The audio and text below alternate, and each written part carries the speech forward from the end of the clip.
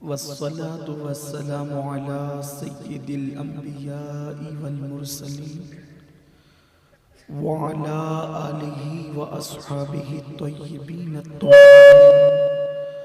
अम्मा बाद फ़अऊज़ु बिल्लाहि मिनश शैतानिर रजीम। बिस्मिल्लाहिर रहमानिर रहीम।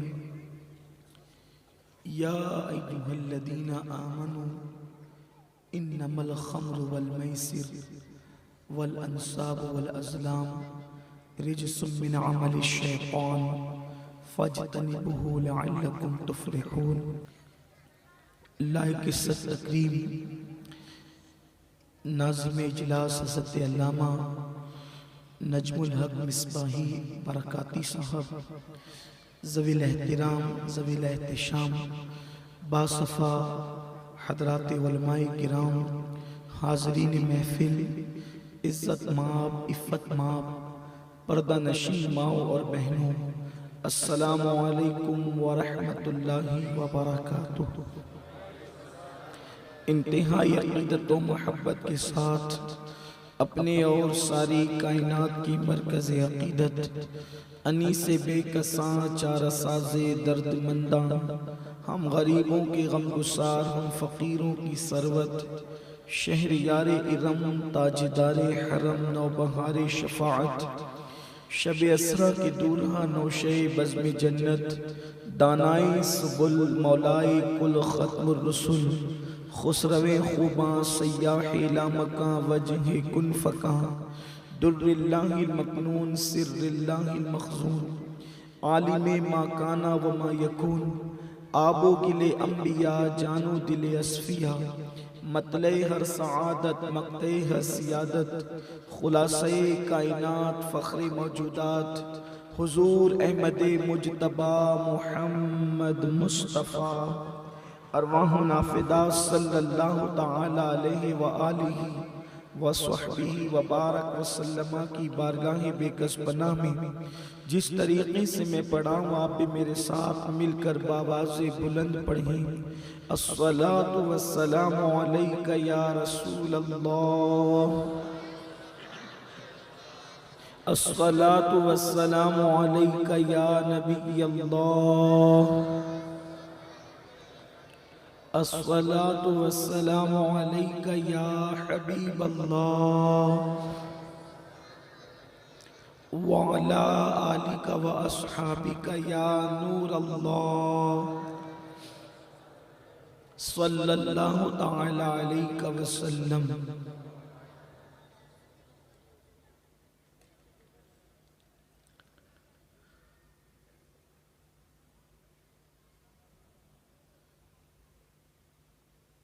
रुख दिन है या महरे समा, ये भी नहीं वो भी नहीं। रुख दिन है या महरे समा, ये भी नहीं वो भी नहीं। शब जुल्फ या मुश्के खुता, ये भी नहीं वो भी नहीं। खुर्शीद था किस जोर पर, क्या बढ़ के चमका था कमर। बेपर्दा जब वो रुख हुआ, ये भी नहीं वो भी नहीं। डर था कि इसियां की सजा, अब होगी या रोज़े जज़ा। डर था कि इसियां की सजा, अब होगी या रोज़े जज़ा। दी उनकी रहमत ने सदा, ये भी नहीं वो भी नहीं। है बुलबुले रंगी रज़ा, या तोतिए नगमा सराब। है बुलबुले रंगी रज़ा, या तोतिए नगमा सरा। हक ये के वासिफ है तेरा, ये भी नहीं वो भी नहीं। आज की ये महफिल जिस उन्वान के तहत इनेकाद पजीर है, आपने इश्तिहारात के ज़रिए से उसकी मालूमात हासिल करनी होगी। उसी मुनासिबत से कुरान मुक़द्दस की सूरतुल माइदा से एक आये करीमा की तिलावत करने का मैंने शरफ हासिल किया है। मेरा अल्लाह उसके मुतालिक मुझे हक कहने और आप तमामी हजरात को हक सुनकर उस पर अमल करने और उसे आम करने की तौफीक अता फरमाए। मेरे प्यारे आका सल्लल्लाहु ताला अलैहि वसल्लम के प्यारे दीवानों, दरअसल बात यह है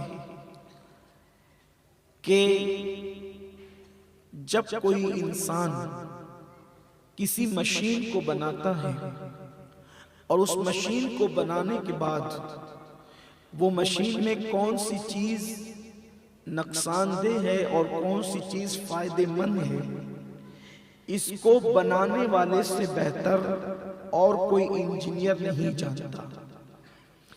जो उसको क्रिएट करता है, जो उसको बनाता है, वो बहुत बेहतर जानता है कि इस मशीन के लिए क्या मुफीद है और क्या मुज़ीर है। जैसे मिसाल के तौर पर ये जो माइक है, इस माइक को किस चीज से फायदा है और कौन सी चीज से नुकसान है, ये बनाने वाला ज्यादा बेहतर जानता है। इसलिए जब माइक कंपनी से निकलता है और कंपनी से निकलने के बाद जब ये मार्केट में बिकता है तो इसके साथ एक बुक होती है, इसके साथ कुछ औराक होते हैं जिसके अंदर ये बात लिखी होती है कि अगर इसके अंदर इसको इस तरीके से ऑपरेट करेंगे तो ये माइक इतने साल तक चलेगा, और अगर इस तरीके से ऑपरेट नहीं करेंगे तो ये माइक की कोई गारंटी नहीं हो सकती। इसी तरीके से मोबाइल, इसी तरीके से गाड़ियां, इसी तरीके से कंप्यूटर, हर चीज को आप देखें और आप इसी पर कयास कर सकते हैं। मेरे प्यारे आका सल्लल्लाहु अलैहि वसल्लम के प्यारे दीवानों, मिसाल के तौर पर अगर किसी इंजन के अंदर पेट्रोल काम कर सकता हो और इंजीनियर ने, उसको क्रिएट करने वाले ने, उसको बनाने वाले ने अगर ये बात किताब में लिखी हो कि आप इसमें पेट्रोल डालें तब ये इंजन चलेगा, अगर आप पेट्रोल की बजाय अपनी तबीयत के मुताबिक उसके अंदर आप पानी डालेंगे तो वो इंजन चलने की बजाय वो इंजन नाकाम हो जाएगा, फेल हो जाएगा। अगरचे वो नया इंजन है, उसकी गारंटी बहुत है, उसकी वारंटी बहुत है, लेकिन उसके अंदर आपने पेट्रोल की बजाय अगर पानी डाला, इंजीनियर की नसीहत के मुताबिक, इंजीनियर की वसीयत के मुताबिक, इंजीनियर की हिदायत के मुताबिक अगर आपने उस पर अमल नहीं किया तो वो इंजन आपके काम भी नहीं आएगा, उल्टा आपके सारे पैसे जाए हो जाएंगे और आप नुकसान में पड़ जाएंगे। मेरे आका सल्लल्लाहु अलैहि वसल्लम के दीवानों, पता चला अगर इंजन को काम में लेना है, मशीन को काम में लेना है, अगर किसी आले को काम में लेना है तो इंजीनियर ने, बनाने वाले ने उसको जिस हिदायत के तहत इस्तेमाल करने का हुक्म दिया उसी के मुताबिक आपको इस्तेमाल करना होगा। अगर आपने उसमें पेट्रोल डालने के लिए उसने कहा तो आपको पेट्रोल ही डालना होगा, अगर डीजल डालने के लिए कहा तो डीजल डालना होगा, अगर रॉकेल डालने के लिए कहा तो रॉकेल डालना होगा। इसी पर आप कयास कर सकते हैं। मेरे आका सल्लल्लाहु अलैहि वसल्लम के दीवानों, दरअसल बात यह है कि जैसे अलग अलग इंजन और मशीनें हैं, वैसे ही इंसान गोया के बशक्ल मशीन है, बल्कि बशक्ल इंसान गोया के एक मशीन है। हमारा सीना भी एक मशीन है, हमारी सांसें उसके तहत चल रही है और अल्लाह तबारक व तआला इसका क्रिएटर है। अल्लाह रब्बुल इज्जत ने इसको बनाया है। अल्लाह रब्बुल इज्जत इंसान के बारे में ज्यादा बेहतर जानता है कि कौन सी चीज इंसान के लिए फायदेमंद है और कौन सी चीज इंसान के लिए नुकसानदेह है। इसीलिए अल्लाह तबारक व तआला ने जब इंसान को बनाया तो इंसान को बनाने के बाद जब मेरे अल्लाह ने इंसान को जमीन पर भेजा तो जमीन पर भेजने के बाद अल्लाह रब्बुल इज्जत ने यूं ही इंसान को नहीं भेज दिया, बल्कि अल्लाह तबारक व तआला ने इंसान अपनी बॉडी को किस तरीके से यूज करेगा, इंसान अपनी बॉडी का किस तरीके से इस्तेमाल करेगा, उसका अल्लाह तबारक व तआला ने पूरा चार्ट, कभी सहीफों की शक्ल में, कभी तौरेत की शक्ल में, कभी इंजील की शक्ल में, अल्लाह तबारक व तआला ने कभी ज़बूर की शक्ल में इंसानों को जिंदगी गुजारने का लाहे अमल अता फरमाया। लेकिन हमारी जमात के मुफक्किर ने बात कही है, वो बात ये है, बहुत बड़े मुफक्किर ने ये बात कही है कि अगर मशीन बहुत ज्यादा कीमती होती है तो फिर सिर्फ किताब नहीं दी जाती, फिर सिर्फ चार्ट नहीं दिया जाता, बल्कि ऑपरेट करने के लिए उसके साथ कंपनी अपना आदमी भी भेजती है कि तुम्हें कंपनी इस तरीके, कंपनी अपना आदमी भी भेजती है कि तुम्हें इस तरीके से मशीन का इस्तेमाल करना है। अल्लाह अकबर। जब बहुत कीमती का जो है वो मशीन हो तो किताब के साथ, चार्ट के साथ, हिदायत के साथ उसका कोई कंपनी का नुमाइंदा भी आता है। अल्लाह के नजदीक इंसानी जिस्म से ज्यादा कीमती अपनी मखलूक में कोई जिस्म न था, तो अल्लाह रब्बुल इज्जत ने इंसान को जिंदगी गुजारने के लिए कुरान जैसा दस्तूर हयात भी अता फरमाया। और सैयदुल आलमीन, सैयदुल इंसान, सैयदुल जिन, अल्लाह अकबर, जिन्नों के सरदार, इंसानों के सरदार, मलाइका के सरदार, नबियों के सरदार सैयदुल अंबिया सल्लल्लाहु अलैहि वसल्लम को अल्लाह तबारक व तआला ने अपना नायबे अकबर बना करके जमीन पर भेजा और बताया कि इंसानों, ये जो तुम्हारे जिस्म की साख्त है, ये जो तुम्हारे जिस्म की बनावट है, तो तुम अपनी जिस्म की बनावट का इस्तेमाल किस तरीके से करोगे। इंसानी जिस्म के लिए क्या मुफीद है, अल्लाह ने उसको हलाल कर दिया। इंसानी जिस्म के लिए क्या मुज़ीर है, अल्लाह ताला ने उसको हराम कर दिया।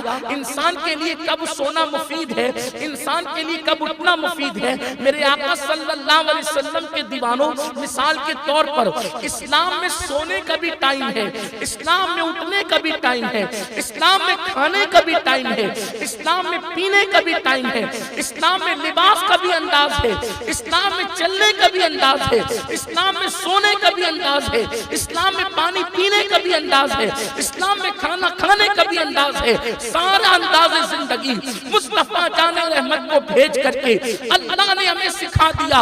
अल्लाह अकबर। इतनी अजीम जात जिसको देख करके फरिश्ते भी हैरत करते हैं, अगर लिबासे बशर पहना करके उनको अल्लाह रब्बुल इज्जत ने भिजाया है तो सिर्फ हमारी खातिर भिजाया है, वरना हाल तो ये है वो हर आलम की रहमत है। किसी आलम में रह जाते ये उनकी मेहरबानी है कि ये आलम पसंद आया। और अल्लाह अकबर, जब लिबासे बशर पहना कर अल्लाह ने इंसानों में महबूब को भिजा दिया तो अल्लाह इंसानों से भी प्यार करने लगा। इसीलिए हजरत बेदम शाह वारसी कहते हैं अल्लाह अकबर, और बड़े मजे में कहते हैं कि अब आदमी कुछ और हमारी नजर में है, अब आदमी कुछ और हमारी नजर में है, जब से सुना है यार लिबासे बशर में है। महबूब जब लिबासे बशर में आ गया है तो इंसानियत का गिराफ बढ़ गया है, इंसान का मकाम बढ़ गया है, इंसान अशरफुल मखलूकात हो गया है। मेरे प्यारे आका अलैहिस्सलाम के दीवानों, हमारे यहाँ सोने का भी टाइम है, हमारे यहाँ काम करने का भी टाइम है। कुरान कहता है वजअलना लैला लिबासा वजअलना नहारा माशा, कि हमने रात को आराम के लिए बनाया है और दिन को काम के लिए बनाया है। हमारे यहाँ खाने पीने का भी एक उसूल है। कुरान कहता है कुलू वशरबू वला तुसरिफ, खाओ और पियो, हद से आगे न बढ़ो। तो मेरे आका सल्लल्लाहु अलैहि वसल्लम के दीवानों, आप देखें हम कभी बीमार न पड़ते, हम कभी मुफलिसी का शिकार न होते, हमारी सेहत कभी न टूटती अगर हम अल्लाह के उसूल को फॉलो करते, अगर हम कुरान के उसूल को फॉलो करते। अल्लाह अकबर। इंसान अल्लाह रब्बुल इज्जत की कितनी अजीम मखलूक है कि अल्लाह तबारक व तआला ने इसके खाने के लिए, इसके पीने के लिए, इसके सोने के लिए उसूल मुकर्रर फरमाए। मिसाल के तौर पे उलमाए किराम सदियों से बोलते आ रहे हैं कि बैठकर पानी पीना सुन्नत है, बैठकर पानी पियोगे तो घुटने के और जोड़ों के मर्ज से महफूज रहोगे। हालांकि हमारे यहाँ तो मर्ज से महफूज रहना नहीं रहना ये एक अलग उन्वान है। हमारे नबी ने फरमा दिया, हमारे लिए इससे बड़ी कोई बात नहीं है। लेकिन अल्लाह अकबर, अभी चंद दिनों पहले वो जो है वो अल्लाह अकबर, एक अखबार ने, हिंदुस्तान के एक अखबार ने, टाइम्स ऑफ इंडिया ने ये बात लिखी कि बैठकर पानी पीने से फायदा है, खड़े होकर पानी पानी पीने से बीमारियां आती है। आप अंदाजा फरमाएं, साइंस जैसे जैसे तरक्की कर रही है, नए नए इंकिशाफात होते जा रहे हैं, वैसे वैसे इस्लाम का चेहरा जो है वो हसीन चेहरा लोगों के सामने खुल करके सामने आता जा रहा है।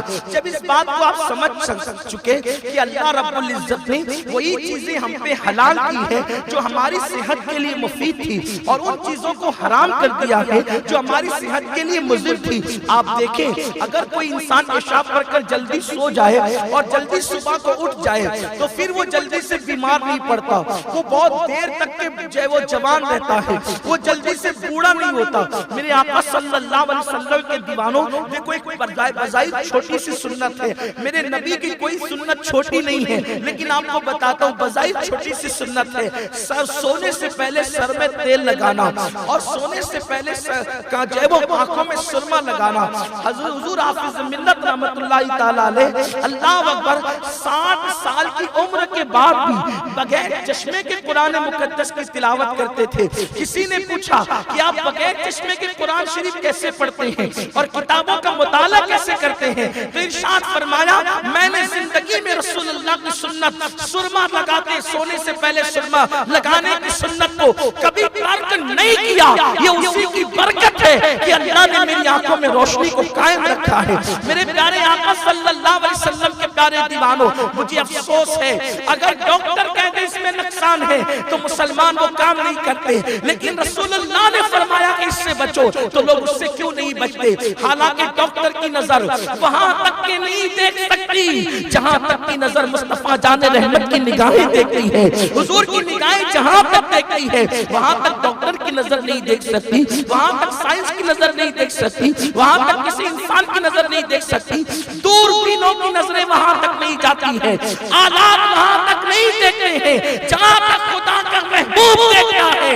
वो निगाहें झुका ले तो सरा देखते हैं, वो निगाहें उठाए तो लौहे महफूज देखते हैं। मेरे प्यारे आका अलैहिस्सलाम के प्यारे दीवानों, आओ आपको बताऊं, जब ये ज़ाब्ता हमें मिल गया कि वो मुफीद जो मुफीद था अल्लाह रब्बुल इज्जत ने हम पे हलाल किया, जो मुज़िर था अल्लाह ने वो हम पे हराम किया, लेकिन इस फलसफे को हम समझ न सके और हम अपनी तबीयत के मुताबिक जिंदगी गुजारने लगे। देखिए आपको मैं एक बात बताता हूँ, अपने उन्वान की तरफ हम चलते रहेंगे, लेकिन एक बात आपको बताता हूँ, आप परेशान नहीं होना, इसलिए कि आज आपने इस्लाह मुआशरा का उन्वान किया है, इसलिए अल्लाह करे किसी के दिल में बात उतर जाए। देखो हम हंसते ज्यादा हैं लेकिन हम रोते नहीं हैं, रोते नहीं हैं हम और हंसते ज्यादा हैं। कहकहा लगाने से अल्लाह के रसूल अलैहि सलाम ने मना फरमाया है। हुजूर फरमाते हैं कहकहा लगाने से दिल मुर्दा हो जाता है। हुजूर फरमाते हैं हंसा कम करो और रोया ज्यादा करो। आप जानते हैं चीन की सरजमीन पर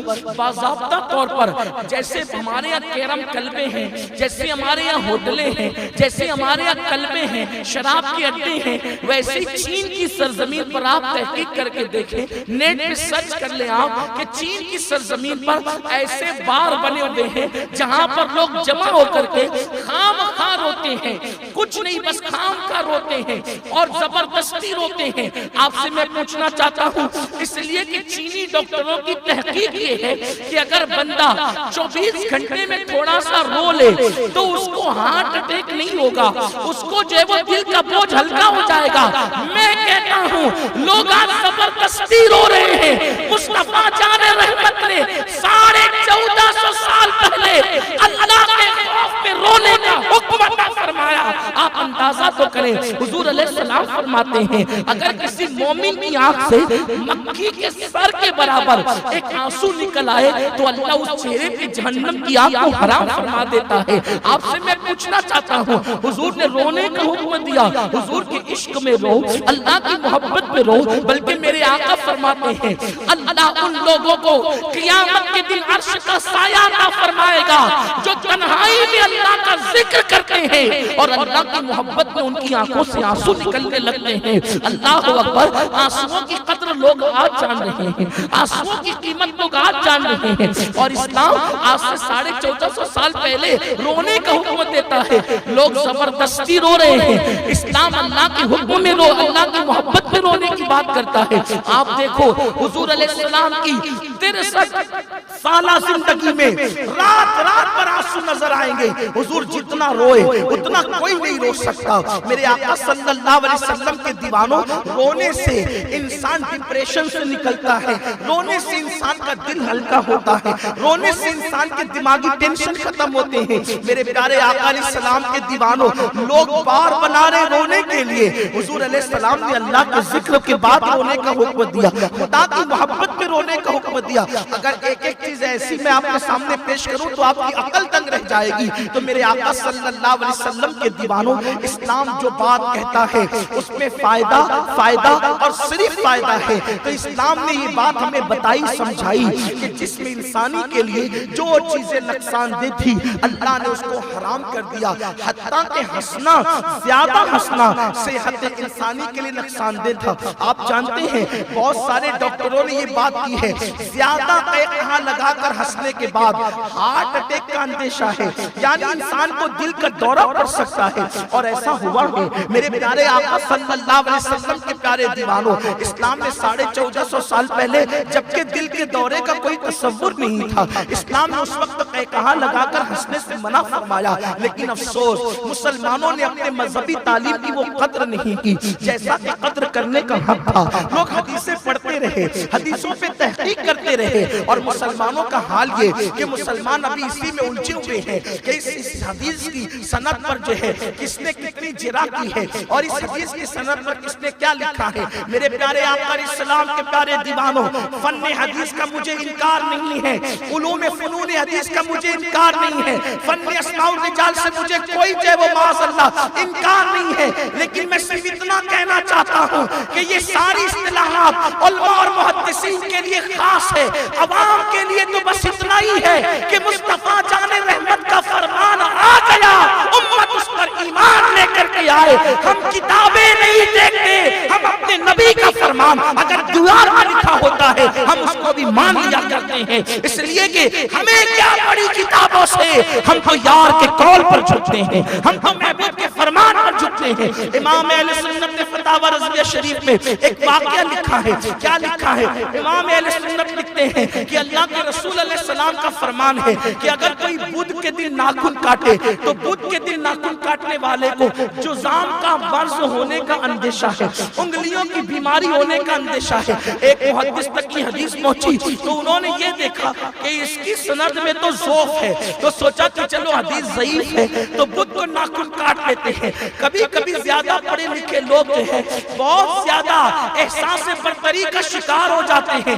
अच्छी तरह याद रखें कि कितना भी पढ़ ले, मुस्तफा जाने रहमत की नालैन के नीचे रहा करें, ऊपर बढ़ने की कोशिश करोगे तो हलाक हो जाओगे।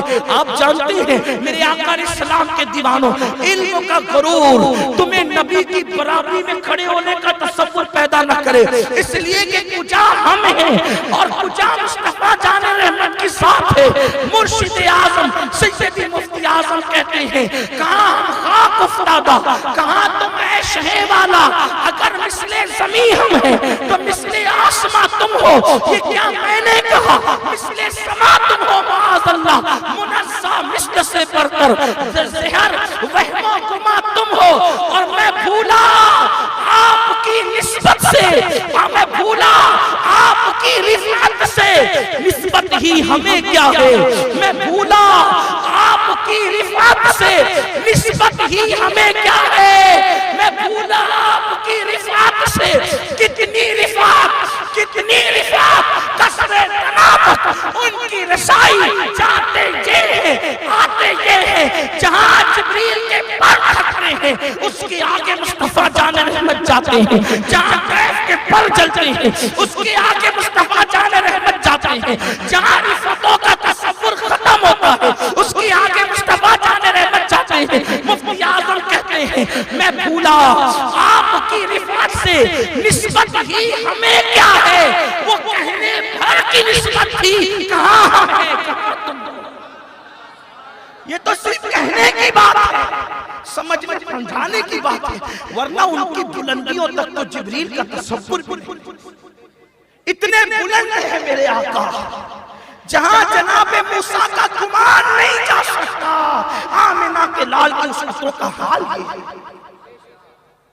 तो मेरे आका सल्लल्लाहु अलैहि वसल्लम के दीवानों, अर्ज ये कर रहा था कि एक मुहद्दिस ने सोचा कि इस हदीस की सनद पर तो जिरा है, ज़ऊफ़ इसकी सनद में ज़ईफ़ है ये हदीस। आजकल ज़ईफ़ हदीसों का बड़ा अजीब हाल किया है इस कौम ने। हदीस के नाम पर हदीस का कत्ल आम हो रहा है, हदीस की इस्तिलाहात का मिसयूज हो रहा है, गलत इस्तेमाल हो रहा है। ज़ईफ़ हदीस को ऐसी हिकारत की नजर से देखा जाता है जैसे ये हदीस है। हालांकि आपने जिसको ज़ईफ़ हदीस कह दिया इसका मतलब उसका हदीस होना साबित हो गया। अब बड़े से बड़े आदमी के कलाम की वो शान नहीं है जो ज़ईफ़ हदीस की शान। हदीस ज़ईफ़ है लेकिन है तो कौले रसूल ना। अब कौले रसूल के बराबर किसका कौल हो सकता है? तो मुहद्दिस साहब ने नाखून काट लिए, खुदा का करना उनको जुजाम हो भी गया, नाखून के उंगलियों के मर्ज में गिरफ्तार हो गए, लेकिन थे मकबूल बारगाह रिसालत। और जो करीबी होते हैं ना उनको जल्दी से जो है वो गोया की सजा मिलती है ताकि वो यही होशियार हो जाए तो आखिरत में पकड़े। दुनिया में पकड़ जल्दी होती है ताकि आखिरत में बच जाए। जुजाम भी हो गया। हुजूर ख्वाब में आए, उन्होंने अर्ज़ की हुजूर मेरी उंगलियां देखे मुझे जुजाम हो गया है। सरकार ने बताया मैंने तो मना किया था ना बुध के दिन नाखून काटने को, तूने क्यों काटा? हालांकि बहुत लोग काटते हैं मगर उनको नहीं होता, इसलिए कि जिनके रुतबे हैं सिवा, उनको सिवा मुश्किल है। पड़ोस का बच्चा गाली देकर भाग जाए तो भी कुछ नहीं होता, खुद का बेटा हूं कह के जाए तो तमाचा पड़ता है। तमाचा इसलिए पड़ता है कि है अपना, जो करीबी होता है ना उसमें जल्दी से फटका पड़ता है, तो और लोगों को कभी नहीं होता। अल्लाह अकबर, तो कहा हुजूर जुजाम हो गया, तो मैंने मना नहीं किया था कि बुत को नाखून नहीं काटना। उसकी हुजूर हदीस तो है लेकिन ज़ईफ़ है। सरकार ने कहा ज़ईफ़ है लेकिन है तो मेरी हदीस ना, ज़ईफ़ है लेकिन है तो मेरी हदीस ना। अब पता चला कि ये हदीस को जो ज़ईफ़ कह करके मजाक उड़ा रहे हो ना, ये एक मुसलमान का शेर है। ये सिर्फ मुहद्दिसीन की इस्तिलाह है और इस्तिलाहात इसलिए वज़ा की गई है ताकि अहकामात के मामलात उम्मत तक पहुंचाए जाए और उसकी हैसियत को तयन की जाए। लेकिन अगर हदीस ज़ईफ़ भी हो तो कौले रसूल होने में शक क्या है? हमारे लिए तो बड़ी अजीम है ना, कौले रसूल है वो। तो मेरे प्यारे आका अलैहिस्सलाम के दीवानों, मैं अपनी कौम को बता रहा था कि मेरे प्यारे आका सल्लल्लाहु अलैहि वसल्लम के दीवानों, लोग हदीसों में तहकीक करते रहे, हदीसों पर रिसर्च करते रहे और हमारा हाल ये कि हम इस्तिलाहात में अवाम में उलझे और उलझाते रहे। लोग कहां से कहां पहुंच गए और हम वहीं के वहीं रह गए। तो याद रखना मेरे आका सल्लल्लाहु अलैहि वसल्लम के दीवानों, जो चीजें नुकसान दे थी अल्लाह के रसूल ने उससे मना किया, अल्लाह ने उससे मना किया। जो फायदेमंद थी अल्लाह रब्बुल इज्जत ने उसका इस्तेमाल का हुक्म दिया। उसी में से एक चीज जो है वो नशा है। नशा इस्लाम की सेहत के लिए बहुत मुज़ीर था, बड़ा खतरनाक था। इसीलिए मेरे करीम आका ने फरमाया कुल्लु मुस्किरिन हराम, हर नशा आवर चीज हराम है। मेरे आका अलैहिस्सलाम के दीवानों, गोया के रसूल पाक की नजरें 1450 साल के बाद का माहौल देख रही थी। आप देखें आज हमारी कौम जो है सिर्फ शराब से नशा नहीं करती, बल्कि हमारी कौम के जवान मुख्तलिफ चीजों से नशा करते हैं। मैं उन सारी चीजों को जानता हूँ लेकिन जिक्र इसलिए नहीं करना चाहता कहीं ऐसा न हो कि किसी की मालूमात में नहीं हो तो मालूमात में इजाफा हो जाए कि इससे भी नशा होता है और इससे भी नशा होता है। मैं वो बातें नहीं कहना चाहता लेकिन इतना जरूर कहना चाहता हूँ, आज अलग अलग तरीके नशे के हो गए हैं, अलग अलग अंदाज से नशा किया जाता है। मेरे आका अलैहिस्सलाम के प्यारे दीवानों, अल्लाह के हबीब कैब दा नबी सल्लल्लाहु अलैहि वसल्लम ने 1450 साल पहले नशे की मुज़व्वत को बयान फरमाया। अब नशे के नुकसानात क्या हैं, थोड़ा सा दिल के कानों से सुने। यकीनन इस मजमे में बैठे हुए लोग नशा करने वाले नहीं हैं। अगर ये नशा करने वाले होते तो ये इस वक्त नशे की हालत में बिस्तर में पड़े होते। लेकिन आपके जरिए से अल्लाह के उन बंदों तक पैगाम पहुंचाना हमारा मकसद है जो नशे में डूबकर अपनी जिंदगियों को तबाह कर रहे हैं, अपनी आखिरत को तबाह कर रहे हैं, अपने घर को तबाह कर रहे हैं। मेरे आका सल्लल्लाहु अलैहि वसल्लम के दीवानों, आइए थोड़ा सा तजज़िया करते हैं। हालांकि हमारे पास टाइम बहुत कम है, मुख्तसर सा वक्त है, लेकिन उसमें जितना वक्त जो है वो जितनी बातें अर्ज कर सकते हैं अल्लाह इसमें बरकत दे। आप बहुत ध्यान से सुनना ताकि आप किसी बंदे तक की बात पहुंचा सके। आज हमारे माशरे के अंदर नौजवान लड़के बिलखुसूस 16-16, 17-17 साल के हमारे बच्चे गलत सोहबत में रहकर, स्कूल के दोस्तों की सोहबत में रहकर, कॉलेज के दोस्तों की सोहबत में रहकर, यूनिवर्सिटी के दोस्तों की सोहबत में रहकर या गली मोहल्ले के गलत लड़कों की सोहबत में रहकर वो लोग नशे की तरफ जा रहे हैं। नशे का सबसे बड़ा नुकसान क्या है? देखो, नशा, नशे को नशा इसलिए कहते हैं, बल्कि अरबी में शराब को खम्र कहते हैं, और उसको खम्र इसलिए कहते हैं कि जब इंसान नशा करता है तो उसकी अक्ल पर नशा गालिब आ जाता है और उतनी देर तक के उसकी अक्ल काम नहीं करती। अब उस दरमियान में वो अपनी माँ को मार भी सकता है, वो अपनी बीवी को तलाक भी दे सकता है, वो किसी की बीवी की आबरू पे हमला भी कर सकता है। इसीलिए मेरे आका ने फरमाया शराब उम्मुल खबाइस है, यानी कि यह हर बुराई की जड़ है। अल्लाह हर मुसलमान को नशे से बचाए। ये लानत हमारे मुल्क को, हमारे माशरे को तबाही के दहाने पर ले जा रही है। अल्लाह अकबर। लोग कहते हैं मौलाना टेंशन हो गया था इसलिए मैंने नशा किया, मुझे किसी दोस्त ने धोखा दे दिया था इसलिए मैंने नशा किया, किसी लड़की की मोहब्बत में गिरफ्तार था और उसने मुझे धोखा दे दिया इसलिए मैंने नशा किया। अच्छी तरह याद रखना, याद रखो, हमारे मसाइल का हल नशे में नहीं है, इसलिए कि नशे से टेंशन का खात्मा नहीं है। जितनी देर तक हम नशे की हालत में होते हैं उतनी देर तक हम गम भूल जाते हैं, लेकिन नशा तो खत्म होने वाली चीज है। जैसे ही नशा खत्म होता है हमारे टेंशन और बढ़ जाते हैं। उसकी कभी कभी उसकी वजह से इंसान खुदकुशी करने के लिए भी चला जाता है, सुसाइड करने के लिए भी चला जाता है। कोई रेल की पटरी पे कट रहा है, कोई कुएं के अंदर छलांग लगा रहा है, कोई दरियाओं में छलांग लगा रहा है, कोई इमारतों से कूद रहा है, कोई जहर खा रहा है, कोई अल्लाह अकबर दवाइयां पी के मर रहा है। ये जिंदगी बहुत कीमती है मेरी कौम के जवानों। अल्लाह ने ये जिंदगी दुनिया में पहली और आखिरी मर्तबा अता की है। इस जिंदगी के सरमाए को ज़ाय मत करो, हमारे हर मसले का हल है। और अल्लाह रब्बुल इज्जत के बंदो याद रखो, मसाइल बड़े नहीं हैं, ध्यान रखना।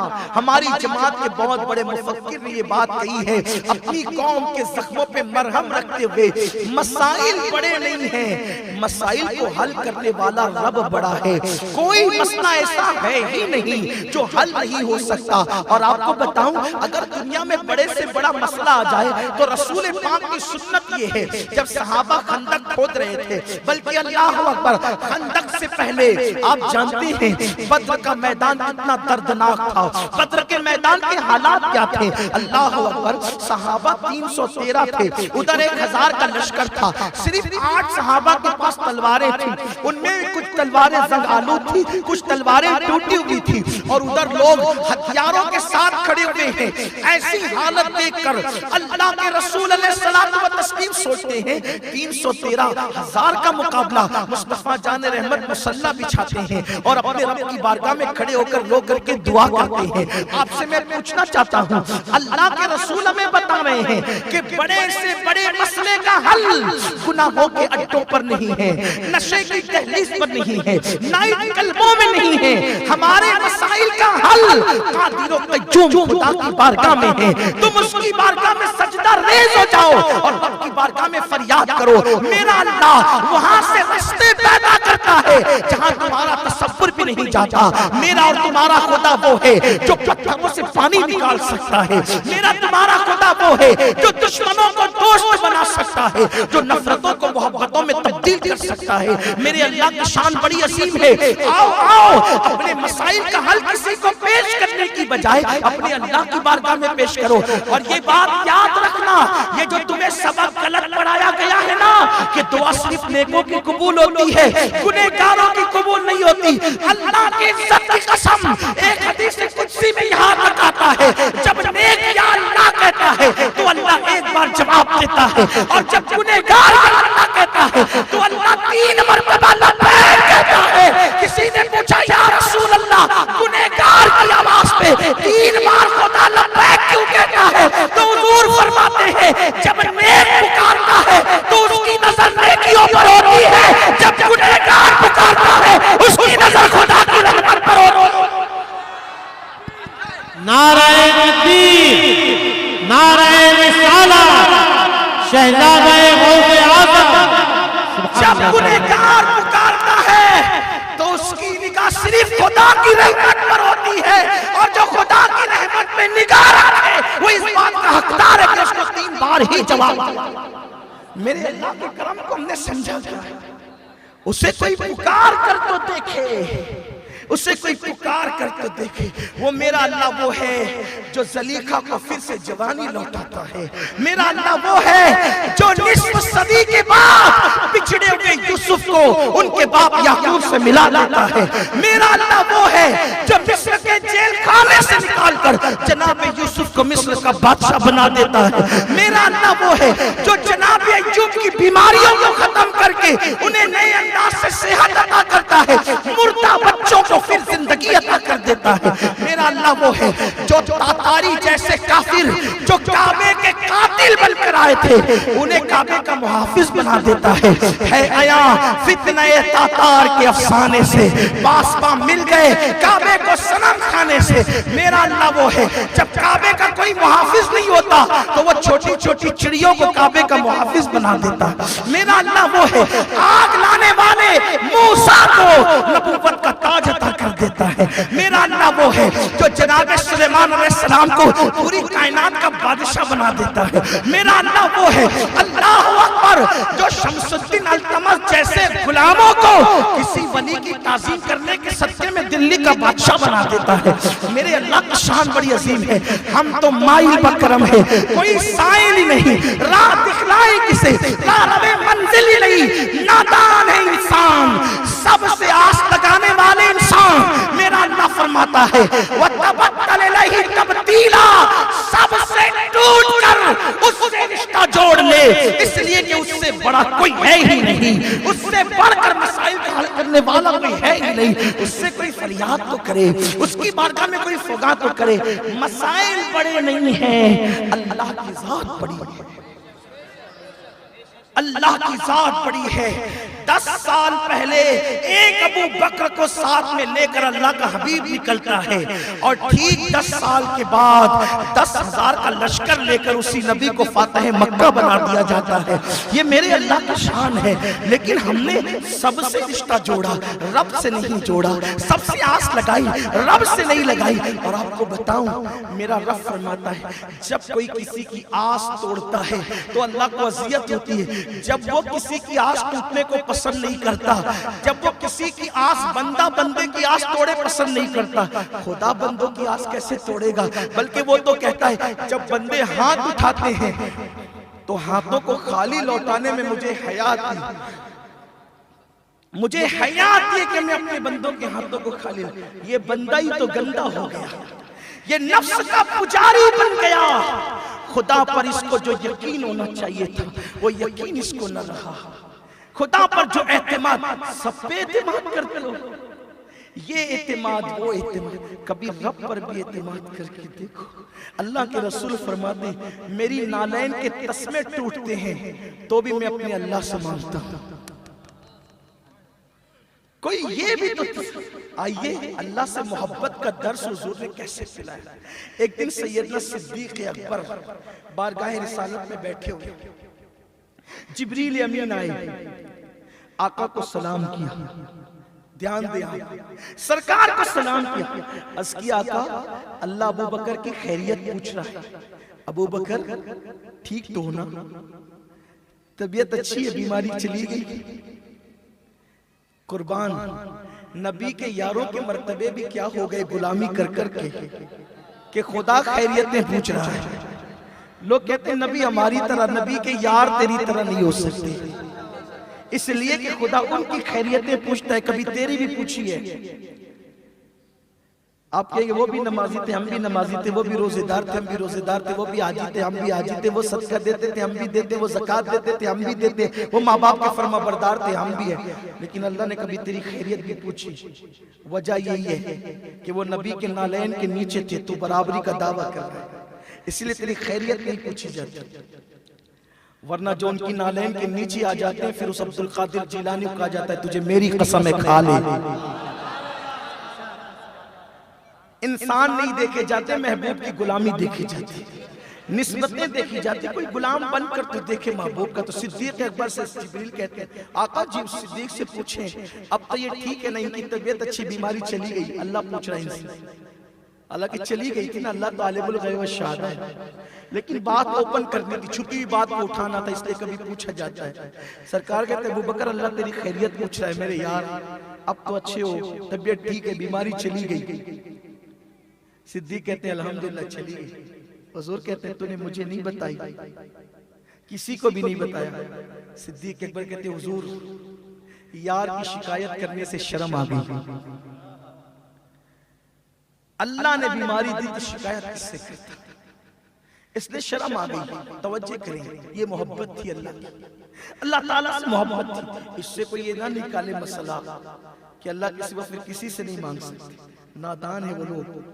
अल्लाह देने के लिए भी महबूब का हाथ लेता है और लेने के लिए भी महबूब का हाथ वसीला बनाता है।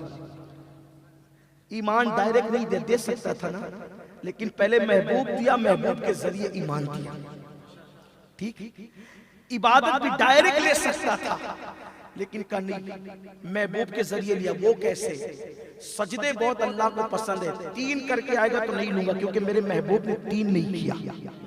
सजदे है पसंद लेकिन तेरे नहीं, महबूब के। जब महबूब की नकल में 2 करेगा तो कबूल करूंगा, अगर बढ़कर 3 किया तो भी कबूल नहीं, घटाकर 1 किया तो भी कबूल नहीं। पता चला तेरे सजदों से कोई वास्ता नहीं है, हबीब की अदाएं प्यारी है, इसलिए तेरी इबादत कबूल की जाती है। तो मेरे प्यारे आका सल्लल्लाहु अलैहि वसल्लम के दीवानों, मसाइल का हल नशे में नहीं है, मसाइल का हल शराब के अड्डों पे नहीं है। ये शराब और नशा तुम्हें जिल्लत की घाटियों में उतारता है। जितने देर तक तुम नशे में होते हो उतनी देर तक तुम्हारी अकलें काम नहीं करती, और अकल न काम करने से नुकसान क्या है? एक, वो बाप अगर है तो अपने बच्चों की तरबियत सही नहीं कर सकता। बहुत तवज्जो से सुनो, थोड़ा ये बच्चे शरारत कर रहे हैं लेकिन ये बच्चे बहुत अच्छे हैं, अभी चुप होंगे, बस ठीक है, अब ये आखिरी तक नहीं बोलेंगे, मुझे यकीन है। आका अलैहिस्सलाम के दीवानों, वो बच्चों की तरबियत नहीं कर सकता। एक अच्छे शोहर की हैसियत से बीवी का हक अदा नहीं कर सकता। बहुत हया के पर्दे में ये बात कहना चाहता हूं, बुरा लगे तो माफ करना, लेकिन आपने कहने के लिए बिठाया तो कहूंगा। डॉक्टरों की तहकीक ये है कि नशा करने वाला बीबी के वजीफे ज़ौजियत का हक अदा नहीं कर सकता। उसकी बीवी कभी उससे मुतमईन नहीं होती, नफसानी तौर पर, जिस्मानी तौर पर। और याद रखें, जिसकी बीवी अगर शौहर से नफसानी तौर पर मुतमईन न हो तो बहुत मुमकिन है कि उसके कदम गलत रास्ते की तरफ उठ सकते हैं। शरीफ होगी तो घुट घुट के मरेगी, और अगर शराफत की जंजीरें तोड़कर किसी के हाथ में हाथ देगी तो जिना के अड्डों की तरफ उसके कदम बढ़ेंगे। एक तो बच्चों की तरबियत से गया, दूसरा बीवी के हक से गया, तीसरा समाज में उसकी कोई इज्जत न रही, चौथे उसके शराब और नशे की वजह से उसके बच्चों को समाज में अच्छी नजर से नहीं देखा जाता। जब भी उसके बच्चे बेचारे मासूम बेगुनाह जब भी किसी फंक्शन में जाते हैं, शादी में जाते हैं, किसी प्रोग्राम में जाते हैं, तो लोग कहते हैं वो फला शराबी का बेटा है, ये फला शराबी की बेटी है। चौथी चीज ये कि उसके बच्चों को अच्छे रिश्ते नहीं आते, शरीफ खानदान के लोग उसको कबूल करने के लिए तैयार नहीं होते। आपसे पूछना चाहता हूँ, शराब के चंद कड़वे घूंट की वजह से, अपने छोटे से शौक की वजह से, नशे की वजह से कितना बड़ा नुकसान तुम मोल ले रहे हो। एक तो आखिरत में जो दर्दनाक अजाब होगा वो न खत्म होने वाला अजाब, वो दर्दनाक अजाब। अल्लाह अकबर। मेरे करीम आका मुस्तफा जाने रहमत सल्लल्लाहु अलैहि वसल्लम इरशाद फरमाते हैं कि क़यामत के दिन जो नशा करते हैं उनको तीनतुल खब्बाल पिलाया जाएगा। सहाबा ने पूछा, या रसूल अल्लाह ये क्या है? अल्लाह के हबीब सल्लल्लाहु अलैहि वसल्लम फरमाते हैं ये जहन्नमियों का खोलता हुआ पीप है और जहन्नमी बिच्छुओं का जहर है जो शराबियों को पिलाया जाएगा। कौन शराबी? जिसने जिंदगी में सिर्फ शराब का एक घूंट पिया या सिर्फ एक मर्तबा नशा किया, उसको पिलाया जाएगा और उसको थुअड़ खिलाया जाएगा। थुअड़। पूछा गया ये थुअड़ क्या क्या है? तो कहा कि ये कांटेदार जहन्नम के अंदर एक दरख्त है, ये उसका फल है। जैसे उसके मुंह में डाला जाएगा तो अल्लाह अकबर, उसके चेहरे का गोश्त झड़ झड़ के गिरेगा। मेरे प्यारे आका सल्लल्लाहु अलैहि वसल्लम के दीवानों, फरमाया गया जब किसी शराबी या नशे करने वाले को उसकी कब्र में रखा जाएगा, अंधा बहरा गूंगा फरिश्ता उस पर मुसल्लत किया जाएगा और वो फरिश्ते के हाथ में आग के हाथ, उसके उस फरिश्ते के हाथ में आग के लोहे के हथौड़े होंगे, यानी लोहे का हथौड़ा जो आग पर गरमाया गया होगा, जहन्नम की आग पर गरमाया गया होगा, और वो फरिश्ता इतनी जोर से मारेगा कि उसकी आवाज उसकी कब्र से उठेगी तो मशरिक और मगरिब में गूंज जाएगी। इंसान और जिन्नात के सिवा सब उस आवाज को सुनेंगे। मैं तुमसे पूछना चाहता हूँ, छोटी सी हथौड़ी अगर उंगली पर लग जाए तो इंसान किस कदर बेचैन होता है। दुनिया का हथौड़ा अगर हड्डी पे लग जाए तो कितनी तकलीफ होती है। आपसे पूछता हूँ, बड़े से बड़ा हथौड़ा अगर हथौड़े को लोहे पे लोहे को मारा जाए, लोहे का हथौड़ा लोहे पे मारा जाए, लोहे का हथौड़ा पत्थर पे मारा जाए तो उसकी आवाज कहां तक आती है? इसका मतलब यह है जितनी दूर तक आवाज जाएगी उतनी तेज वो हथौड़ा जमीन पर आएगा या लोहे और पत्थर पे लगेगा। मेरे करीम आका सच्चे सुच्चे नबी सादिक और मसदूक नबी फरमाते हैं उसकी गूंज मशरिक और मगरिब से टकराएगी। मेरे आका अलैहिस्सलाम के दीवानों, जरा सोचो तो सही, इतनी देर इतनी दूर तक की वो आवाज आएगी तो उस मैयत का क्या होगा, उस इंसान का क्या होगा, उस शख्स का क्या होगा जो कब्र के अंदर था। न वो मर सकेगा न वो जी सकेगा, इस तरीके से उस पे अजाब होगा। सोचो, ये चंद कड़वे घूंट, ये चंद दवाएं, ये चरस, ये भांग, ये सारी चीजें, और फिर सोचो तो सही ये अजाब एक दो दिन नहीं होगा। अल्लाह के रसूल अलैहिस्सलाम फरमाते क़यामत तक ये अजाब। जिस्म में ताकत कहां से लाओगे, जिस्म में कुव्वत कहां से लाओगे अल्लाह के अजाब को बर्दाश्त करने की? लोग क्यों नशा करते? नशा तुम्हें तबाही के दाने पे पहुंचा रहा है। माँ बाप से कहना चाहता हूं, औलाद की तरबियत में तवज्जो दो, अपनी औलाद को गलत सोहबत से बचाओ, अपनी औलाद को बुरी सोहबत से बचाओ। इसलिए कि जो नशा करते हैं इंस्टॉलमेंट पर तबाह होते, किस्तों में उनके फेफड़े खराब होते हैं, उनके दिमाग काम नहीं करते, सोचने समझने की सलाहियतें माऊफ हो जाती है। क्यों तबाही के दहाने पे जा रहे हो?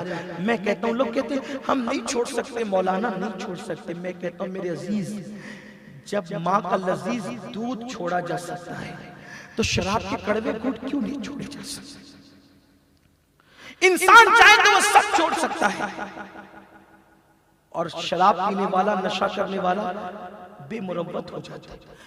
किसी की मुरव्वत उसके दिल में नहीं रहती, और एक वक्त वो आता है कि वो सोचता है कि मुझे मौत आ जाए, क्योंकि वो चलती फिरती लाश बन जाता है, उसका अंदर से सब खत्म हो जाता है, उसकी खुशियां छीन जाती हैं, वो माशरे में जीने के काबिल नहीं रहता। इससे पहले कि तुम उस मंजिल पर पहुंचो, मैं अपने भाइयों से कहता हूँ, खुदा के लिए सच्ची तौबा कर मेरे अल्लाह की तरफ पलट जाओ। मौला तुम्हारी तौबा को कबूल करने के लिए तैयार है। लौट जाओ उसकी तरफ, पलट जाओ उसकी तरफ। वरना याद रखना, कभी नशे में माँ बाप का दिल दुखाओगे, बीवी का दिल दुखाओगे, बच्चों का दिल दुखाओगे, अंजाम क्या होगा? बयान किया जाता है एक काफिला अल्लाह के बरगजीदा बंदों का एक सफर में था। ऐसी हालत में असर की नमाज के बाद उन्होंने देखा कि एक कब्र फटी और उस कब्र से एक शख्स निकला जिसका सर गधे की था, और वो कब्र से निकला और उसने 3 मरतबा गधे की आवाज ढेचू ढेचू निकाली और चक्कर लगा करके फिर कब्र के अंदर चला गया। इन लोगों को हैरत थी, ये कोई कहानी किस्सा नहीं है, ये हजरात सहाबे किराम की बयान करदा हिकायत है। उसने गधे की तरह चिल्लाया और चिल्ला करके फिर कब्र के अंदर वापस चला गया। कब्र फिर बंद हो गई। उन लोगों ने सोचा, अल्लाह के बरगजीदा बंदों ने कि ये कौन है, क्या माजरा है? तो देखा कि वहां पर एक बूढ़ी औरत चरखा काट रही थी। उसके पास देखा, माई ये कब्र किसकी है? और ये कब्र वाला गधे की तरह चिल्ला के गधे की सूरत लेकर के निकला। बात क्या है? उस खातून ने रोते हुए कहा, मुझ कमनसीब माँ के बेटे की कब्र है। दरअसल वाकया ये है कि ये शराब पीता था, जब नशा करके आता था तो मैं कहती थी बेटा नशा मत कर, अल्लाह के रसूल ने मना फरमाया है। तो मुझे जवाब में कहता कि गधे की तरह क्या भौंकती रहती है, गधे की तरह क्या चिल्लाती रहती है। यही कहता था। जिस दिन से मरा है, असर के बाद इसकी तदफीन हुई है, उस दिन से लेकर आज तक इसके साथ यही किया जा रहा है। क्या हम अल्लाह के अज़ाब को बर्दाश्त कर सकते हैं? नहीं। अगर अल्लाह की पूरी मखलूक मिलकर किसी एक इंसान के एक गुनाह का वबाल अपने सर ले ले, तो सारे बंदे मिलकर भी एक गुनाह का अजाब उठाने की ताकत नहीं रखते। तो अपने हजारों करोड़ों गुनाहों का वबाल हम कैसे उठा सकेंगे? शराबी की सूरत कब्र में सूअर और बंदर की तरह हो जाती है। आज मुसलमानों की बस्तियों में कुछ नालायक और बदअंदेश लोग नशा आवर चीजें बेचते हैं ताकि उनको पैसे मिले। मैं उनसे कहता हूं मेरे भाइयों, लोग हलाल पैसा अपने साथ कब्र में नहीं ले जाएंगे, तुम हराम कमाई क्या कब्र में ले जाओ?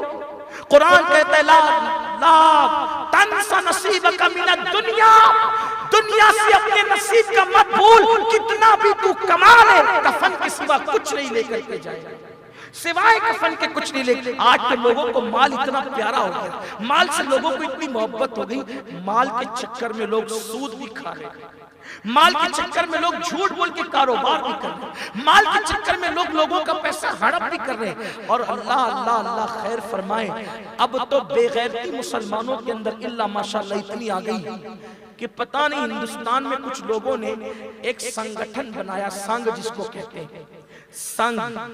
वो ऐसा मनहूस संघ है कि पूरे मुल्क में मैं ये बात सुन रहा हूं कि वो सिर्फ औरतों को कर्जा देता है सूद पर, और पैसा लेने के लिए सिर्फ औरतों को बुलाते हैं। औरत को अकेले जाना पड़ता है, उसका शौहर उस रूम में उस कमरे में एंट्री नहीं कर सकता, अकेले जाना। मैं पूछता हूं मुसलमान तेरी गैरत कहां गई? कितनी बेगैरती हो गई मुसलमानों में।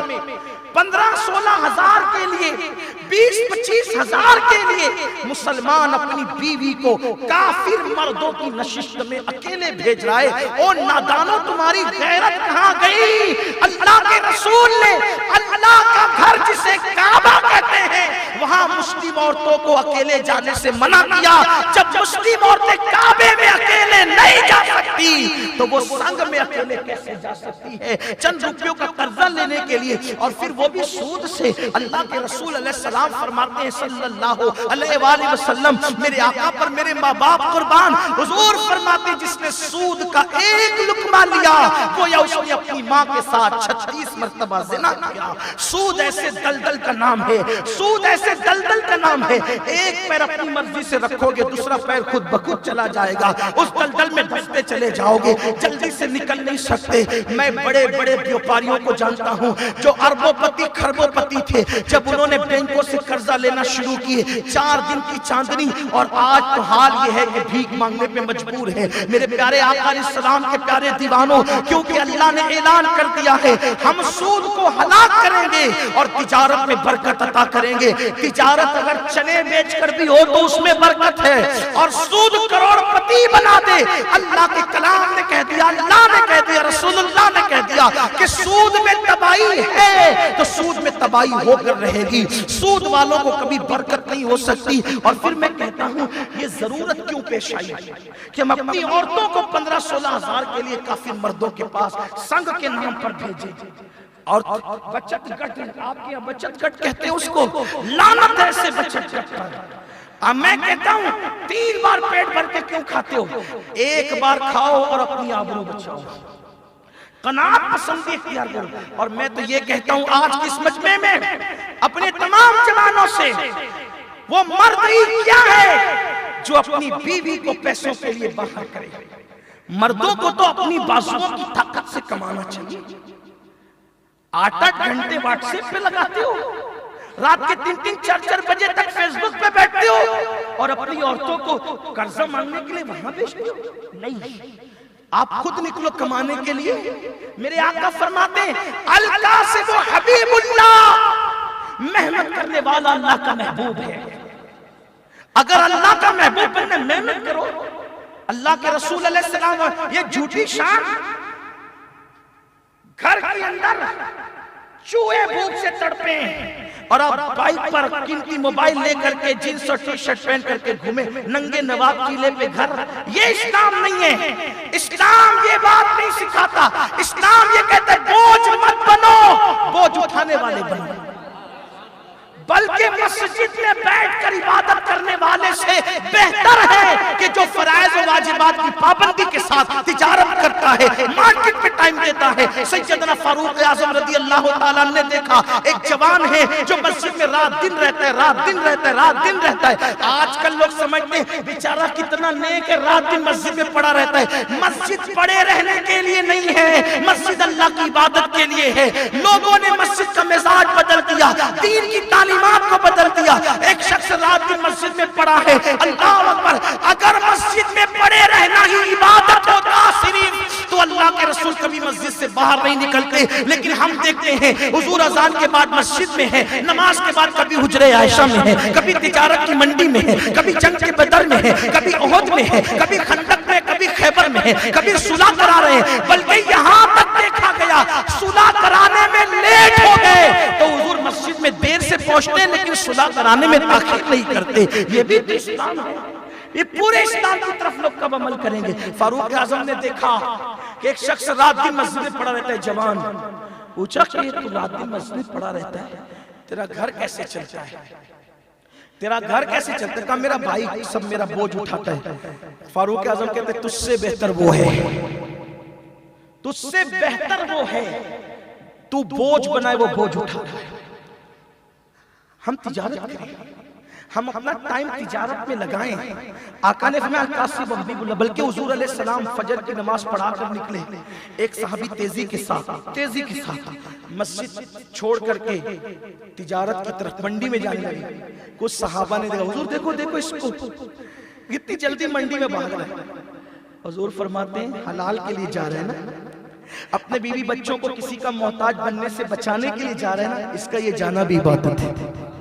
और आका फरमाते हैं जब हलाल कमाने में तवज्जो ध्यान दे, अपने जवानों से कहता हूं मेहनत करो। हुजूर फरमाते हैं जो कमाने के लिए, हलाल कमाई के लिए जिल्लत की जगह पे खड़ा होता है, हलाल कमाने के लिए जिल्लत की जगह। आजकल के लड़के छोटे मोटे कारोबार नहीं करना चाहते, पहले दिन से वो बड़े कारोबार करते। छोटे से आदमी बड़ा होता है, छोटे से तरक्की होती। हम अपने बाप दादाओं को देखते हैं तो वो अपनी कहानी सुनाते हैं कि हम तो पहले ये करते थे, हम तो पहले ये करते थे, आज तरक्की मिली ना। आजकल के छोटे सोचते हैं कि पहले ही दिन से कुर्सी मिलना चाहिए, पहले ही दिन से गल्ले पे बैठना चाहिए, पहले ही दिन से नोट गिनना चाहिए। नहीं, कुरान कहता है फइन्ना मअल उसरि युस्रा, इन्ना मअल उसरि युस्रा। हर मुसीबत के बाद राहत है, और तहकीक बेशक हर मुसीबत के बाद डबल राहत है। मुसीबत उठाओ, मेहनत करो। आका फरमाते जिल्लत की जगह देखो, चोरी करना जिल्लत है, भीख मांगना जिल्लत है, किसी पे बोझ बनना जिल्लत है, नुक्कड़ पे कोई चीज खड़े होकर बेचना जिल्लत नहीं है। आका फरमाते हैं जो हलाल के लिए जिल्लत की जगह खड़ा होगा अल्लाह उसको इज्जत अता करेगा, अल्लाह उसको इज्जत अता करेगा। हुजूर अलैहिस्सलाम हजरत खदीजा का माल बेचने के लिए खुद गए। सिद्दीक अकबर कपड़ों की तिजारत खुद करते थे। हुजूर के सहाबा सब ताजिर थे, तिजारत करते थे। गौस पाक कपड़ों की तिजारत करते थे, इमाम आजम कपड़ों की तिजारत करते थे। ये लोगों के टुकड़ों पे पलने और भीख पे पलने का तसव्वुर बाद में आया है। अल्लाह का हर वली इतना मालदार था, हर वली की बात कर रहा हूं कि उनकी चौखट से गरीब पलते थे। वो किसी के टुकड़ों पे नहीं पलते थे, लोगों को अपने टुकड़ों पे पालते थे। इसीलिए वली किसी बादशाह की चौखट पे नहीं दिखता, बादशाह वली के दरवाजे पे नजर आता। फिक्र बदली है ना, ये छोड़ो, गुनाहों का मामला, फैशन का मामला, और ये जो वो तिजारत से जी चुराने का मामला नहीं, हलाल कमाओ, मेहनत करो। आप जानते हैं अंबियाए किराम ने, हजरत सैयदना मूसा अलैहिस्सलाम ने हजरत शुएब अलैहिस्सलाम की बकरियां चराई। नबी कभी चरवा नहीं हो सकता, लेकिन अंबियाए किराम को बकरियां इसलिए चरवाई जाती है उनसे, ताकि बकरियों की तबीयत में बड़ा भोलापन होता है। नबी को चरवा नहीं कह सकते, इसलिए कि एक वो होता है जो चरवा होता है, लेकिन बादशाह अगर कभी किसी हिकमत के तहत बकरियां चरा ले एक दिन, चंद दिन, तो उससे वो चरवा नहीं होगा, है ना। कोई आलिम अल्लाह अकबर अगर कभी झाड़ू दे दे तो झाड़ू देने वाला नहीं होगा, कभी उसने लगा दी है, उसका करम है। तो ऐसे ही अंबियाए किराम से बकरियां चरवाई जाती है, इसलिए कि बकरियों में भोलापन होता है। कभी कभी वो ऐड करके बैठ जाती हैं, तो चरवाहा उसे उठाता है, चलाता है। इतनी सारी बकरियां इधर भाग रही, उधर भाग रही, उधर भाग रही है, तो उसको कंट्रोल करता है वो चरवाहा, निगहबानी करता है। अंबियाए किराम से बकरियां इसलिए चरवाई जाती है कि इन भोली भाली बकरियों को संभालो, ताकि उम्मत को संभाल सके, कवर कर सके। देखे ना, हुजूर अलैहिस्सलाम ने भी हजरत हलीमा सादिया की बकरियां चराई, शौक से चराई, ज़ौक से चराई, क्योंकि अंबियाए किराम ने की सुन्नत है, कभी आप भी चरा लें। देखे चंद बकरियों को ले जाकर जंगल में ले जाकर के देखे फिर क्या होता है, तब पता चलेगा संभालना कितना मुश्किल होता है। अल्लाह अकबर। तो बात ये कहने चला था, जिल्लत की जगह खड़े हो जाओ, कोई टेंशन की बात नहीं। आप देखिए अब्दुल अजीज दब्बाग अपने वक्त के सैयदुस सूफिया है। दब्बाग क्यों कहलाए पता है? दब्बाग इसलिए कि वो चमड़े का कारोबार करते थे। इमाम गजाली को गजाली इसलिए कहते हैं कि वो सूद का उनके खानदान में कारोबार था। सूद समझते? सूद नहीं, ब्याज नहीं, सूद। आप अपने यहाँ क्या, धागा सूद, उसका कारोबार था उनका। और आपने सुना सरकार गौसुल आजम दस्तगीर का कपड़े का कारोबार था। आइए आखिरी बात बस करते हैं, गुफ्तगू तमाम करते हैं। कमाओ। अल्लाह के रसूल अलैहि सलाम ने यहां तक फरमाया कि अपनी मफहूम हदीस तिजोरियों का माल निकाल के मार्केट में लगाओ, क्योंकि गुर्बत कभी कभी इंसान को कुफ्र तक ले जाती है। जिस दिन तुम गरीब हो जाओगे, ईमान बचाना आसान नहीं रहेगा। दुनिया में मंसूबे बन चुके हैं हमें गरीब बनना, खुद मालदार बनो। मालदार बनना ऐब नहीं, ये जबरदस्ती की ठोकम ठाक है कि हुजूर बड़े गरीब थे। हुजूर को गरीब कहना हराम है। उलमा की मौजूदगी में जिम्मेदारी के साथ कह रहा हूँ, हुजूर को गरीब कहना हराम है। और बेअदबी की नियत से कहेगा तो काफिर हो जाएगा, तहकीर की नियत से कहेगा तो काफिर हो जाएगा।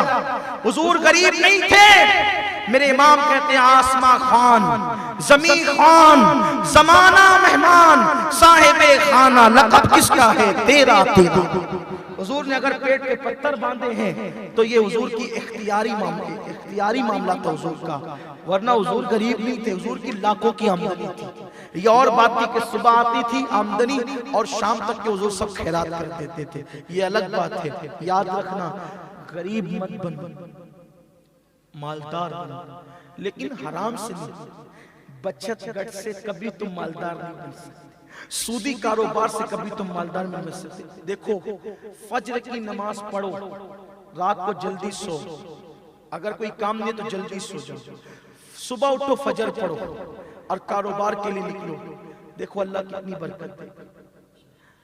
कर्जा है ना, तंगदस्ती है, 100 मरतबा फजर की नमाज के बाद सुब्हानल्लाहि व बिहम्दिही सुब्हानल्लाहिल अज़ीम व बिहम्दिही अस्तगफिरुल्लाह पढ़ो। अगर उहुद पहाड़ के बराबर कर्जा होगा तो भी अदा हो जाएगा।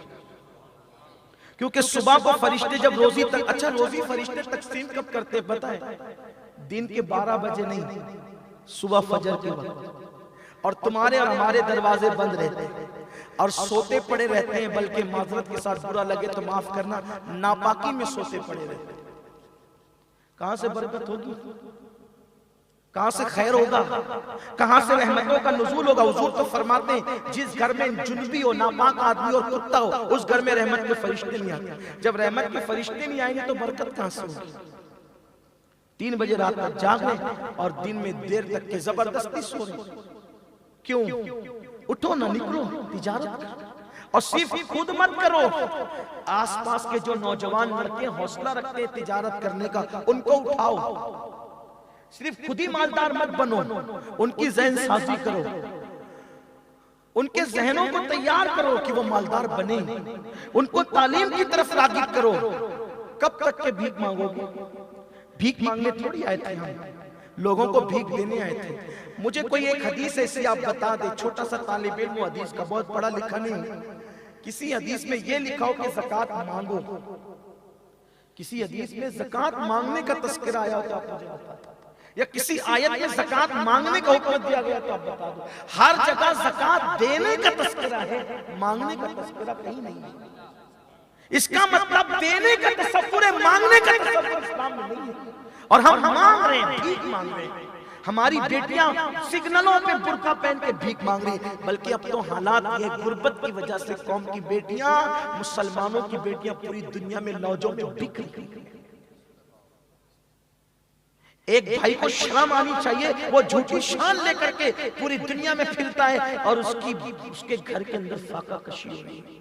अल्लाह के रसूल अलैहिस्सलाम फरमाते हैं, जो अपने घर वालों के मुंह में हलाल का लुकमा डाले, वो एक लुकमा सिर्फ हलाल का लुकमा डालने से मुराद ये नहीं कि अपने हाथ से खिलाए, यानी कमा करके दे के हलाल लुकमा एक उसके घर का कोई फर्द खाए, वो एक लुकमे की बरकत से उसके और जहन्नम के दरमियान 70 साल का फासला पैदा हो जाता है।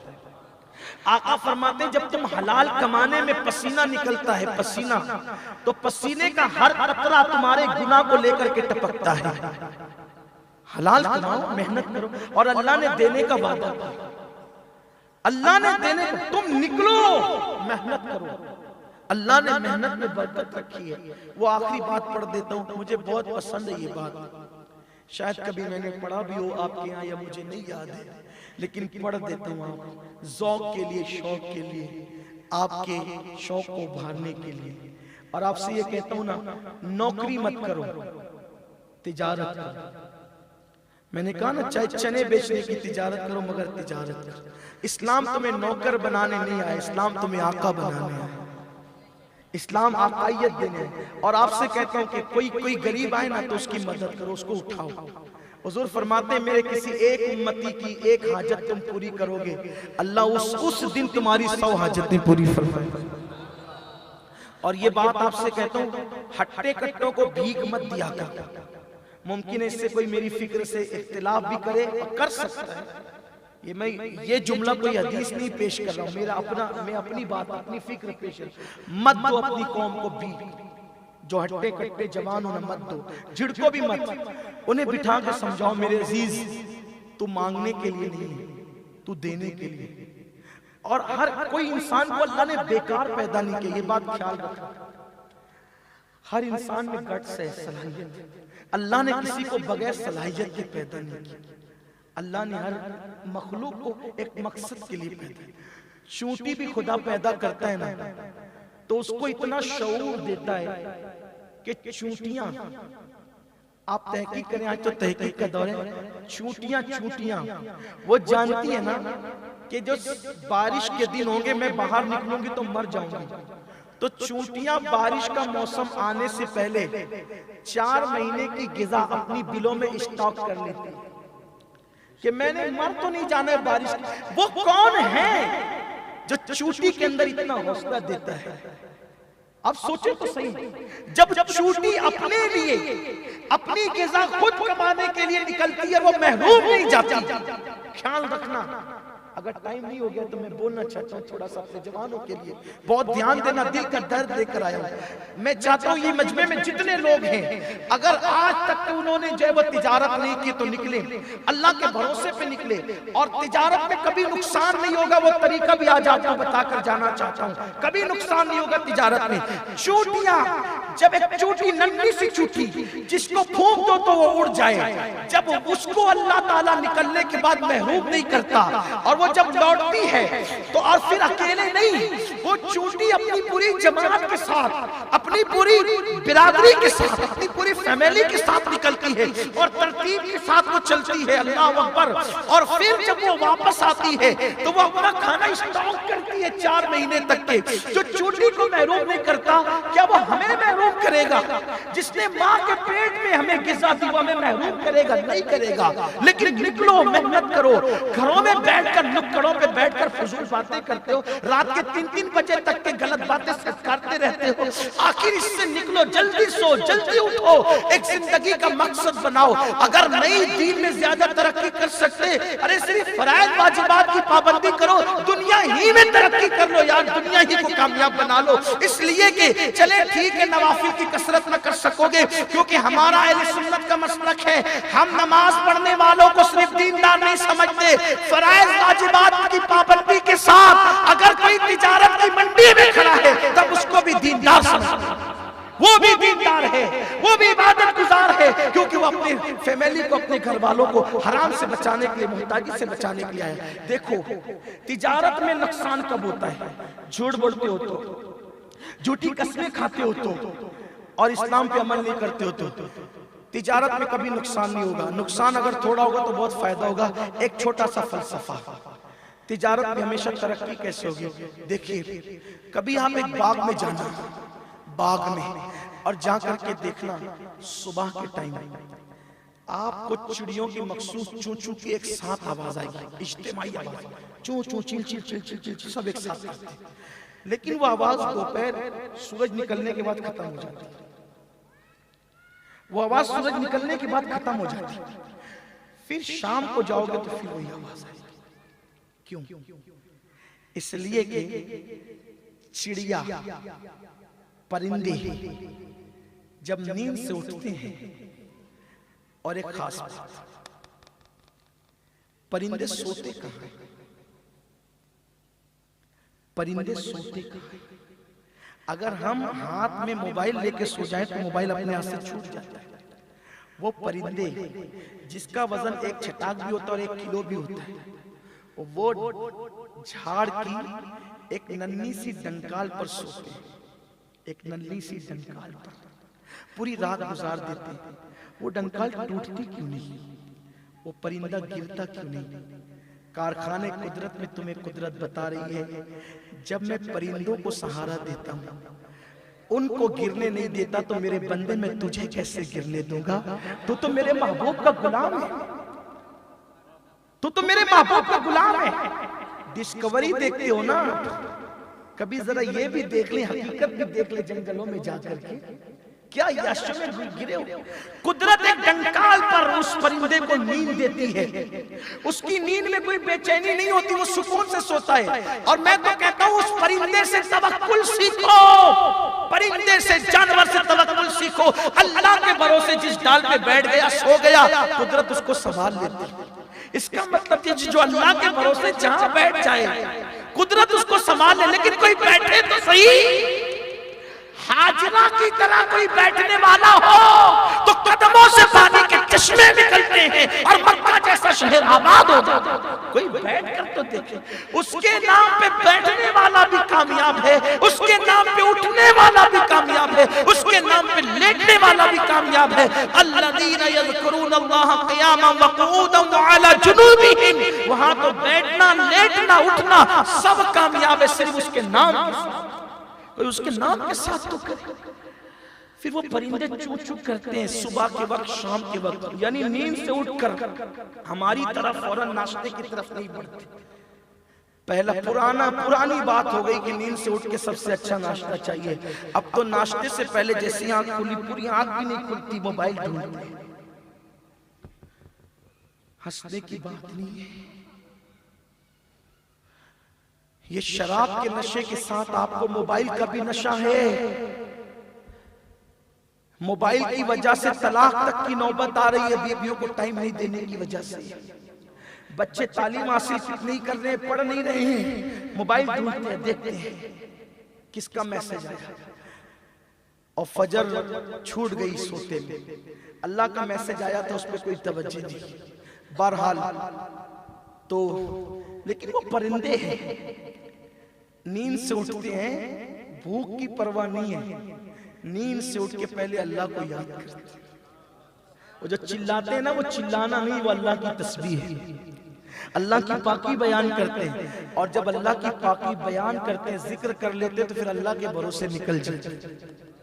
जब खा पी करके पूरा मैदा भर जाता है, वापस लौटते हैं ना, तब खा के डकार लेकर के उसको भूल के सो नहीं जाते। जब भूखे थे तो उसको याद किया, रोजी मिल गई। जब पेट भर गया तो शुक्र में उसकी तस्बीह करते।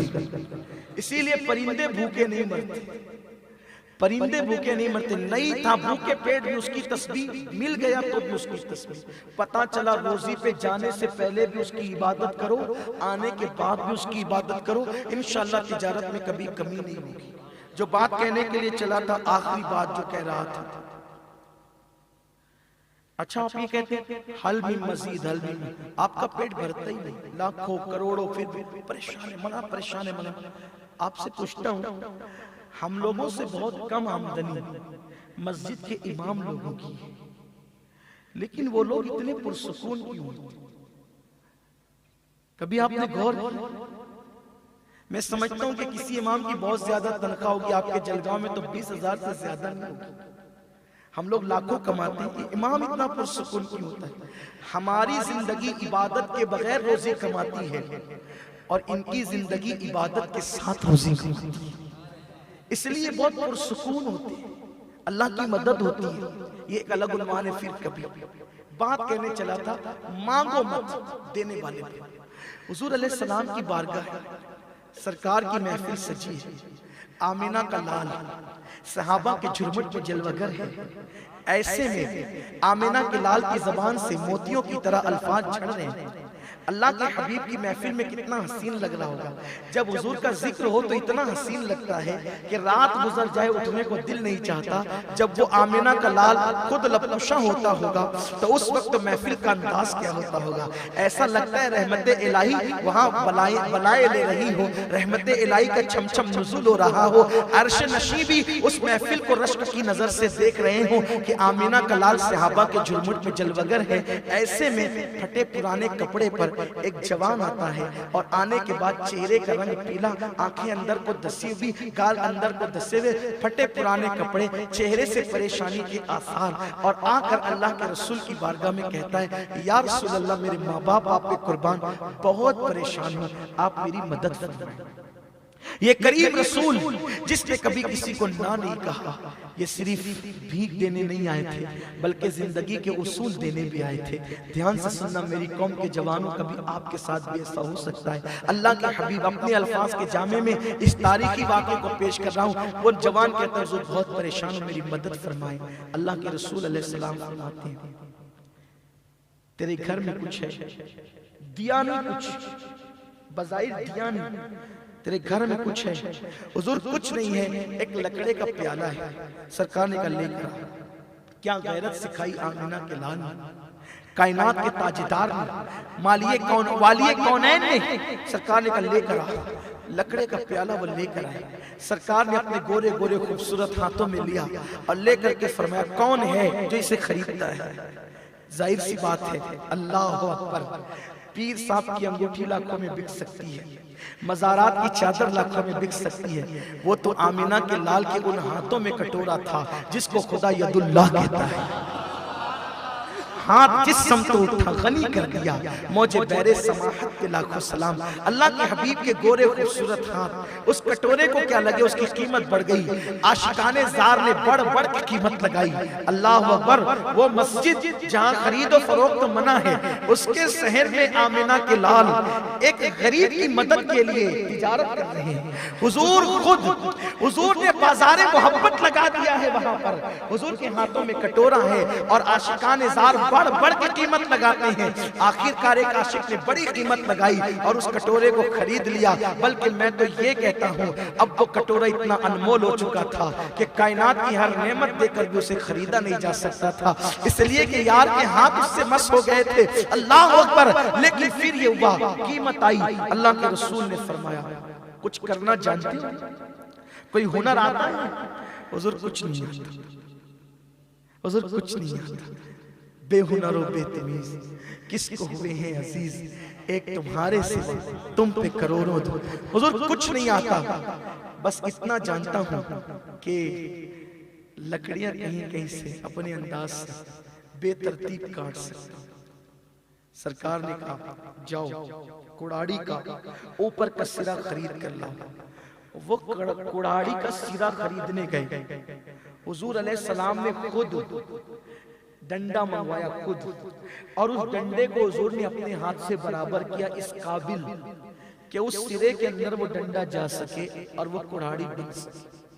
बड़ी माजरत के साथ आज हमने सिर्फ तस्बीह घुमाने को इबादत समझा है, तिलावत कुरान को इबादत समझा है। बेशक ये इबादत है, लेकिन ये भी तो इबादत है कि अगर कोई जवान आगे बढ़ सकता हो तो हम उसके लिए भी तो कुछ करें।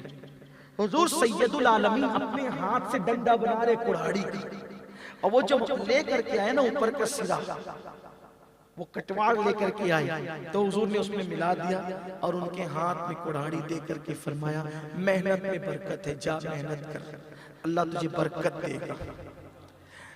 ऊपर वाला हाथ नीचे वाले हाथ से बेहतर है। हुजूर अपने गुलामों का हाथ यूं देखना चाहते थे, यूं नहीं, मत करो यूं मत करो, इसलिए कि अल्लाह के रसूल फरमाते हैं जो एक बार यूं करता है ना, अल्लाह उस पर 70 दरवाजे यूं करने के खोल देता है। जो एक बार मांगता है उस पे मांगने के 70 दरवाजे खोल दिए जाते हैं। हमारे दादा मुर्शिद हुजूर मुफ्ती आज़मीन इस पे इतना अमल करते थे कि अगर उन्हें कभी पानी भी मांगना होता, हालांकि इतनी एहतियात का हुक्म नहीं है, लेकिन जिनके रुतबे हैं सिवा उनको सिवा मुश्किल है, पानी मांगना होता तो फरमाते थे गुलामों से खादिमों से कि आप पानी पिएंगे, आपने पानी पीना है। खुदाम समझ जाते थे कि हजरत को पानी की हाजत है। इतनी एहतियात। अल्लाह के रसूल ने अपने जमीन पर जो घोड़ा गिर जाता था वो भी हुजूर किसी से मांगते नहीं थे, खुद सवारी से नीचे उतर के खुद उठाते थे।